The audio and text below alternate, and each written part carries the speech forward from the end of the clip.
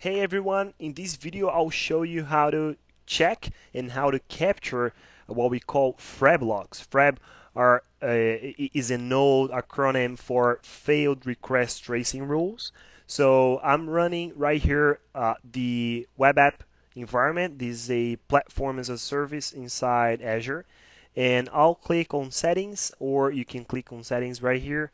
And if you scroll all the way down to diagnostic logs, you will be able to see the failed request tracing. Gather diagnostic information on failed requests. And some of you might have it already on, as I already have it here because I just configured the environment so you can see what are the results of that if I keep getting errors or not getting errors inside my web app. So it is already on here.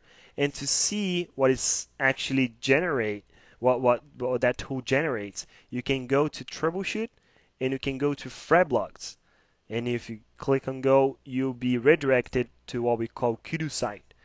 This is a site for you to see some of the diagnostics, some of graphics that you have on your site for consumption, for memory, for CPU, for a lot of stuff.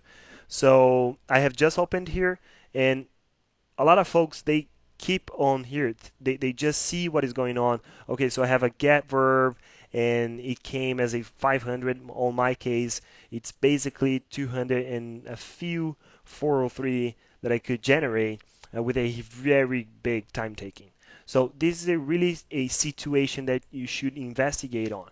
So if I click here, it doesn't happen anything. You have to scroll down and you'll see the actual FREB, the actual failed request file. That is an XML file, and we put some style on it so you can see what is actually going on.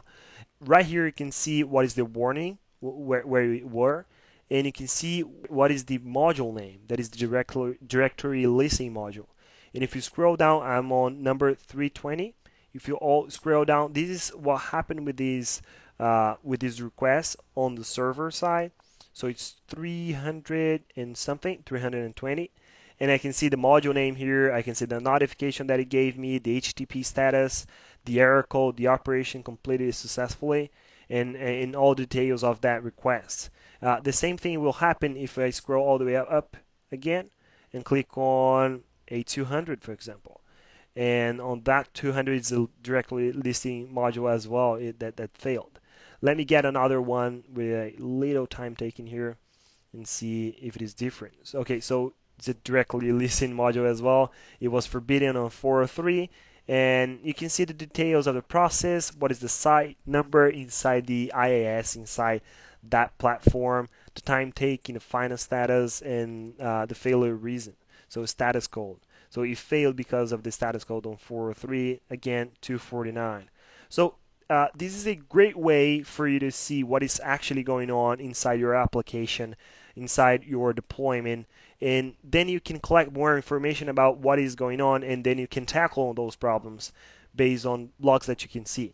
So this is how you can create and figure the FREB logs, that is also called failed request tracing rule, inside the web apps.